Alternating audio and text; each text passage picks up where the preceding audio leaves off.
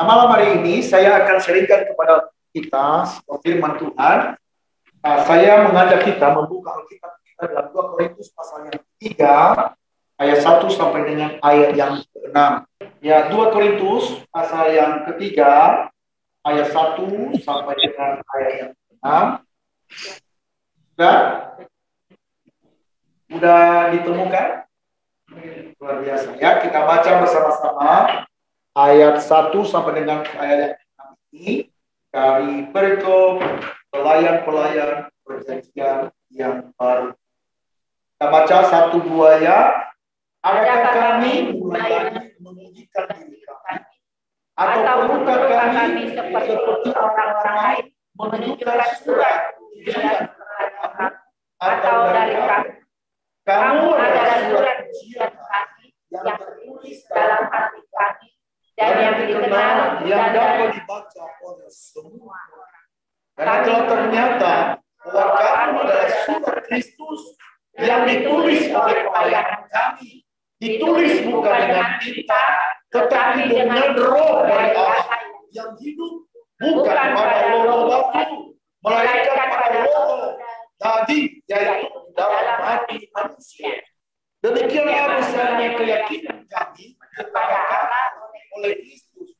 Dengan diri kami sendiri, kami tidak sanggup untuk menentukan sesuatu seolah-olah pekerjaan kami sendiri.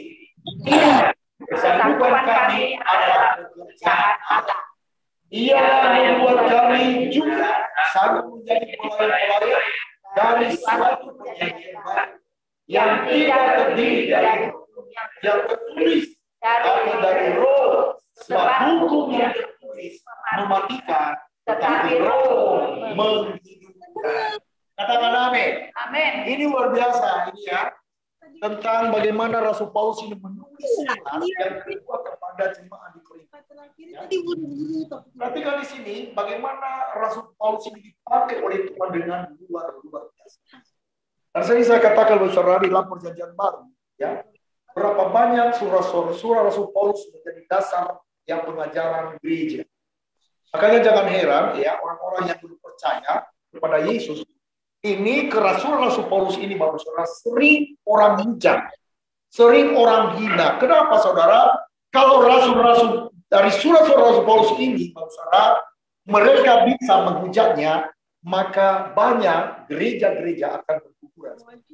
Emang nomor apa ini? Karena kuasa Allah di dalam surat-suratnya, baik itu jemaah-jemaah yang ada sekarang, ya baik juga surat-surat kepada anak-anak rohani seperti Timotius. Bagaimana Tuhan memakai Rasul Paulus? Iya kan dia bikin. Bapak Ibu Saudara sekalian, ya. Ya, begitu. Begitu banyak orang yang tidak memiliki kesempatan masuk ke gereja dan mendengarkan kisah-kisah Alkitab.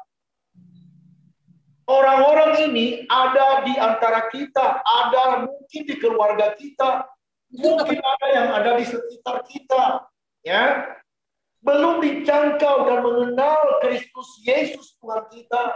Tidak bisa, Mas. Menjadi pertanyaan Bapak Saudara, apa yang menjadi bagian kita untuk memperkenalkan Kristus kepada orang-orang yang belum mengenal Dia? Kalau udah tahu salah 2 kali, ya, sia-sianya kehidupan ini Bapak Ibu Saudara tanpa pengenalan akan Kristus. Termasuk mungkin orang-orang yang kita cintai yang ada di sekitar kita. Mungkin itu tulang kita kalau di Batak, ya. Atau mungkin ya hela kita Bapak Ibu Saudara. Ya, betapa sia-sianya kehidupannya tanpa mengenal Kristus. Nah, oleh sebab itu Rasul Paulus dikatakan di dalam ya ayat-ayat yang sudah kita baca tadi, saudara, kita adalah surat Kristus yang terbuka yang bisa dibaca oleh semua orang. Mungkin mereka tidak datang ke gereja, tetapi lewat kehidupan kita sebagai orang yang sudah percaya kepada Kristus, boleh mereka berkata. Nah, oleh sebab itu, saudara, ada beberapa hal yang boleh kita pelajari di sini. Bagaimana supaya hidup kita menjadi berkat bagi orang. menjadi surat yang terbuka yang bisa dibaca oleh Kedengaran. semua orang. Kesaksian daripada Inang Rio tadi ya sebenarnya ya sekaligus juga ini sebenarnya ya kalau kita orang percaya ya memang begitu kehidupan seperti itu ya boleh ya tidak berlebihan tadi ya kalau dibilang tadi di gedung aja menjadi bulan tetapi di dalam kehidupan sehari-hari ya kita harus saling mengampuni ya kan amin ya kita harus saling mengampuni Bapak Ibu. Bahkan di gedung pun sebenarnya kita harus bisa menunjukkan bahwa kita berbeda dengan orang yang tidak percaya. Mungkin mereka memiliki KTP Kristen Bapak Ibu Saudara, tetapi mereka belum sungguh mengenal Kristus.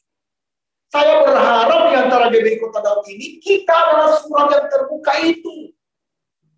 Mungkin kita kelompok kecil tidak seberapa banyak orang di antara kita saudara.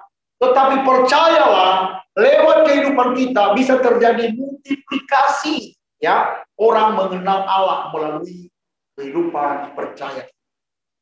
Nah, apa yang menjadi bagian kita supaya kita menjadi surat yang terbuka? Yang pertama kita lihat ayat 1 sampai dengan ayat yang ketiga. Dikatakan tadi Bapak Ibu Saudara, saya ulangi ya. Adakah kami mulai lagi memujikan diri kami? Atau perlukah kami seperti orang-orang lain menunjukkan surat pujian kepada kamu atau dari kamu? Kamu adalah surat pujian kami yang tertulis dalam hati kami dan yang dikenal dan yang dapat dibaca oleh semua orang. Ayat ketiga, karena telah ternyata bahwa kamu adalah surat Kristus. Dari bawah ini, ternyata kamu adalah apa? Surat Kristus, oke, ya, yang ditulis oleh pelayanan kami, ditulis bukan dengan tinta, tetapi dengan Roh dari Allah yang hidup, bukan pada loh batu, melainkan pada loh daging, yaitu di dalam hati manusia. Perhatikan di sini garis bawah ini di dalam hati manusia. Allah menulis surat itu bukan di loh batu. Kalau kita lihat Rasul Paulus ini mengumumkan bagaimana Allah memberikan perintah kepada umat Israel melalui loh batu. Di masa perjanjian lama dengan Musa Bapak Ibu Saudara. Allah menulis dengan tangannya sendiri dengan 2 loh batu tentang apa? Hukum Taurat. Hukum pertama sampai dengan ayat yang hukum yang pertama sampai dengan hukum yang keempat. Sedangkan di loh batu yang kedua adalah apa? Mulai dari hukum Taurat yang kelima sampai dengan ayat yang sampai kepada hukum Taurat yang ke-10. Ditulis di dalam loh batu. Tetapi Rasul Paulus di sini bukan di loh batu, tetapi di dalam hatimu, di dalam hati saya. Itulah sebabnya dalam kesempatan ini saya sampaikan saudara, perlu kita menjaga hati. Karena Bapak Ibu Saudara sudah mendengarkan firman Tuhan, maka firman Tuhan itu tertulis di dalam hati kita masing-masing. Itulah sebabnya jangan kita rusak tulisan tangan Allah itu di dalam hati kita, saudara. Kita harus menjaga hati. Jagalah hati, jangan kau nodai. Ada dulu, siapa itu ya? Haji. Haji, saudara. Nah, rupanya itu di dalam Amsal, Bapak. Itu sebenarnya bagi orang Kristen bukan sesuatu hal yang luar biasa. Tetapi itu sebenarnya itu di dalam kitab Amsal dikatakan demikian, Bapak Ibu Saudara, yang mengatakan bahwa jagalah hatimu dari segala kewaspadaan, karena di sanalah apa? Terpancar kehidupan. Ya. Nah, jadi Bapak Ibu Saudara kekasih, ya, dalam perbendaharaan hatilah keluar suatu yang baik dan yang buruk. Tuhan Yesus juga mengatakan demikian. Bukan apa yang masuk di dalam mulut yang menajiskan, tetapi yang keluar dari mulut itu. Karena mulai dari hati, keluar dari perbendaharaan dari hati itu keluar ke mulut, itu yang menajiskan banyak orang. Makanya ini perlu kita menjaga hati. Ya. Jadi poin yang pertama yang saya sampaikan di seri firman Tuhan ini, Bapak Ibu Saudara, bahwa kita harus menjaga hati. Orang-orang di sekitar kita dapat melihat keadaan hati kita melalui apa? Ayo, melalui apa orang melihat sekitar kita, hati kita? Perilaku. Yang paling gampang dulu. Perkataan. Hati dengan perkataan, saudara. Banyak orang yang mengatakan itu kan hanya perkataan saya, hati saya beda. Hati loh. Karena sebenarnya itu dari perbendaharaan kita loh, Bapak Ibu. Ya? Dari perbendaharaan kita. Kita bisa mengajarkan orang. Makanya di dalam kitab Yakobus, ya, di kitab Yakobus mengatakan bahwa lidah itu bisa menjinakkan binatang yang liar aja. Dan lidah itu bisa apa? Menjinakkan. Ya. Dia lidah ini hati-hati. Bisa melukai orang. Ya. Bisa melukai banyak orang. Dia bagaikan api yang kecil yang bisa membakar hutan yang lebat. Bisa membakar belantara. Makanya harus perkataan kita sebagai orang yang percaya, kita harus jaga. Kitab Yakobus sangat jelas banget. Ya. Karena orang yang sempurna, ya, di dalam perkataan ini luar biasa. Ya. Jadi ada dua hal yang kita jaga. Karena orang bisa melihat itu. Pertama tadi yang dikatakan kita semua dan kita sepakat adalah perbuatan kita. Yang kedua adalah perkataan kita. Penting sekali. Nah, kalau Bapak Ibu Saudara pernah mengeluarkan perkataan dan perbuatan yang menjadi kesaksian, ya banyak orang, ya. Nah, ada pertanyaan di sini. Apakah hati kita sudah mengeluarkan perkataan dan perbuatan yang menjadi kesaksian baik bagi orang-orang yang ada di sekitar kita? Sudahkah? Nah, mari kita jawab dalam hati. Ya. Sudahkah perkataan kita, perbuatan kita sudah memberkati hula-hula kita, boru kita, siapa lagi edan kita, itu kita. Nah, ini penting sekali Bapak Ibu.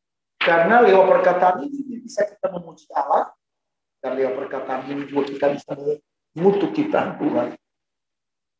Nah, makanya hati-hati. Apa yang kita katakan itu, nah coba lihat kesaksian dari Amang Silabutat tadi apa? Tenang mah, nanti hujan berhenti. Itu sebenarnya kalau itu sungguh, ini adalah kuasa perkataan. Ini penting sekali. Makanya jangan pernah ngomong hal-hal yang negatif. Katakan hal-hal yang positif. Karena itu, kalau kita ini sudah memiliki karunia seperti itu, Bapak Saudara, hati-hati berbicara kepada istri, hati-hati berbicara kepada anak, bisa mencelakakan orang lain, saudara. Apakah kita menjadi sumber malapetaka bagi orang lain? Nah ini, saudara, ya. Dan saya percaya bagi orang yang sungguh-sungguh percaya pada Tuhan, kuasa perkataan itu ada bagi kita, saudara. Bukan hanya yang disaksikan oleh Pastor Putar malam hari ini. Mungkin di antara kita juga memiliki kuasa itu, saudara. Makanya sebagai orang yang percaya, hati-hati dalam berkata-kata. Amin, saudara. Amin ya. Nah, yang kedua, ya, yang kedua adalah ayat yang keempat sampai dengan ayat yang keenam. Ya, coba kita baca, ya, ayat 4 sampai dengan 6 dikatakan begini. Demikianlah besarnya keyakinan kami kepada Allah oleh Kristus. Dengan diri kami sendiri, kami tidak sanggup untuk memperhitungkan sesuatu seolah-olah pekerjaan kami sendiri. Tidak. Kesanggupan kami adalah pekerjaan Allah. Nah, perhatikan apa yang diakui oleh Rasul Paulus ini, saudara. Dia tidak mengakui bahwa itu dari dia. Nah, jadi poin yang kedua ini, saudara, yang perlu kita, ya, renungkan malam hari ini, poin yang kedua, supaya kita menjadi surat Kristus yang bisa dibaca orang, adalah kita perlu kuasa Allah. Perlu apa? Kuasa. Ya. Meskipun mungkin kita menjadi orang Kristen, namun tidak mudah bagi kita untuk senantiasa mengikut perintah Tuhan. Apalagi untuk menjadi teladan. Karena itulah Kita benar-benar membutuhkan kuasa Tuhan. Nah, Rasul Paulus dan teman-temannya tidak melihat hidup mereka sebagai pekerjaan mereka sendiri, melainkan kuasa Tuhan dari Roh yang menghidupkan. Kuasa Tuhan memampukan kita untuk mengatasi kelemahan. Perlu tujuh saudara, nggak mungkin kita bisa menjadi, bisa melakukan dan taat terhadap firman Tuhan, apalagi kita menjadi teladan bagi orang lain. Kalau kita tidak memiliki kuasa, nggak mungkin. Nah, lalu bagaimana? Ya, milikilah kuasa. Kita perlu kuasa Tuhan. Bagaimana kita memiliki kuasa Tuhan? Berarti hidup persekutuan kita dengan Tuhan ini penting. Hati yang lekat dengan Tuhan itu penting. Perlu kuasa Roh Kudus. Perlu hidup dalam kekudusan, saudaraku. Karena tidak mungkin Roh Kudus bersemayam di dalam jiwa, pikiran, dan tubuh ya orang-orang yang hidupnya tidak hidup dalam kekudusan. Jadi perlu kuasa. Nah, kita malam hari ini kan hidup dalam persekutuan dengan Tuhan. Bersekutu, beribadah, berdoa. Ini penting. Ya, ini penting. Persekutuan kita dengan Tuhan ini sangat penting. Untuk supaya kita memiliki kuasa. Kehidupan doa kita bagaimana? Bagaimana kehidupan doa kita? Apakah kita hanya pada waktu ada kesusahan baru kita berdoa? Nah, ini pertanyaan. Harusnya ya kita doa di mana kita perlu. Baik dalam keadaan susah maupun dalam keadaan senang. Kita perlu kuasa. Dan Tuhan akan memampukan kita untuk dapat kita miliki. Betul, mungkin Bapak Ibu saudara berkata kepada saya, "Pak, kadang-kala juga saya jatuh dalam dosa." Ingat, betul, bisa saja kita jatuh dalam dosa. Tetapi tidak jatuh terus. Tidak sampai tergeletak. Allah bisa memampukan kita, saudara, untuk memiliki kuasa itu. Asalkan kita bangkit. Siapapun di antara kita pernah jatuh. Tetapi jangan tinggal dalam kejatuhan itu. Kita harus bangkit. Amin. Yang ketiga, ya, yaitu di ayat yang ke-6. Ayat yang ke-6. Mari kita baca bersama-sama ayat yang ke-6. Dikatakan demikian. Ya, 1-2 ya. Ialah membuat kami juga sambung menjadi pelayan-pelayan dari suatu perjanjian baru yang tidak terdiri dari hukum yang tertulis, tetapi dari Roh. Sebab hukum yang tertulis mematikan, tetapi Roh yang menghidupkan. Nah, perhatikan ini, kita memerlukan Roh yang menghidupkan. Ayat yang benar. Kita perlu apa? Roh yang menghidupkan. Meskipun kita masih belajar untuk hidup dalam jalan-jalan Tuhan, tetapi yakin dan percayalah bahwa hidup kita sudah bisa membawa dampak bagi orang yang ada di sekitar kita. Karena itu mulailah untuk bersaksi tentang Dia. Jangan engkau pernah malu untuk menyaksikan Kristus dalam hidup.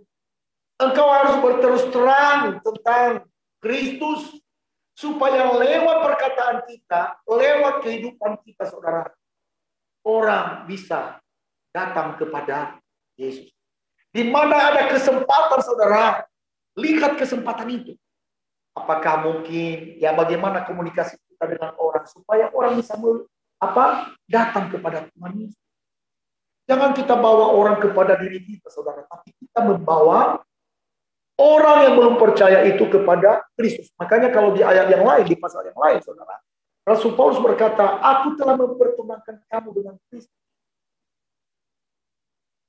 Artinya bahwa kita ini agen Injil itu, saudara, untuk membawa kabar baik. Nah, ini kembali lagi kepada kita yang tadi poin pertama ini, menjaga hati. Karena perkataan kita, saudara. Orang bisa tersandung dengan perkataan kita. Orang bisa juga datang kepada Yesus melalui perkataan. Perkataan yang membangun. Apalagi kita orang tua, saudara, mari kita bangun kerohanian. Jujur hari ini, ya, kalau Bapak Ibu saudara lihat di status saya, ya, saya kaget. Ada anak yang memukul bapaknya. Ini ngeri, saudara. Ya, ngeri Bapak Ibu saudara. Kalau ada anak-anak kita yang nonton, dengar ya. orang tuamu itu ditaruh Tuhan, itu bukan suatu kebetulan. Itu adalah gambar diri Allah untuk mengajarkan kepadamu suatu kebenaran semenjak engkau kecil. Ya, kalau engkau tidak menghormati orang tua, perhatikan ke depan engkau menjadi buruk. Kenapa Alkitab mengatakan bahwa ini adalah perintah penting? Kalau di dalam Efesus pasal 6 ayat 1 sampai dengan ayat ketiga, dikatakan di sana oleh Rasul Paulus, ini adalah perintah penting. Mari kita lihat ya, Efesus pasal yang ke-6 ayat 1 sampai dengan ayat yang ketiga. Efesus pasal 6 ayat 1 sampai dengan ayat yang ketiga, dikatakan begini, 1, 2, ya. Hai anak-anak, taatilah orang tuamu di dalam Tuhan, karena haruslah demikian. Hormatilah ayahmu dan ibumu. Ini adalah suatu perintah yang penting, seperti yang nyata dari janji ini, supaya kamu bahagia dan panjang umurmu. Garis bawah ini perintah penting. Karena melalui berkatmu, berkatmu itu dimulai dari sini. Engkau bahagia dan panjang umur. Ngeri, waktu saya dengar tadi siang, saudara, ada anak yang memukul bapaknya. Saya bilang, aduh ngeri. Jauhkan ini di tengah-tengah keluargaku.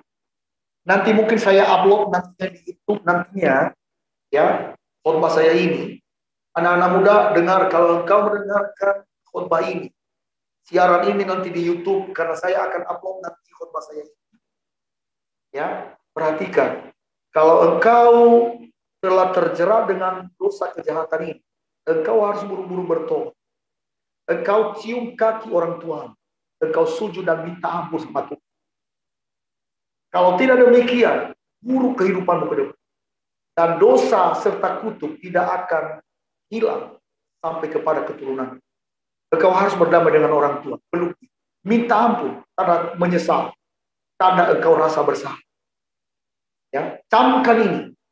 Dan kalau engkau sungguh-sungguh menyesali dan engkau mengasihi, kalau selama ini engkau mungkin melukai hati orang tua, dan engkau sujud-sujud bertobat dan mengasihi kedua orang tuamu selama mereka hidup, ingat engkau pasti akan berbeda.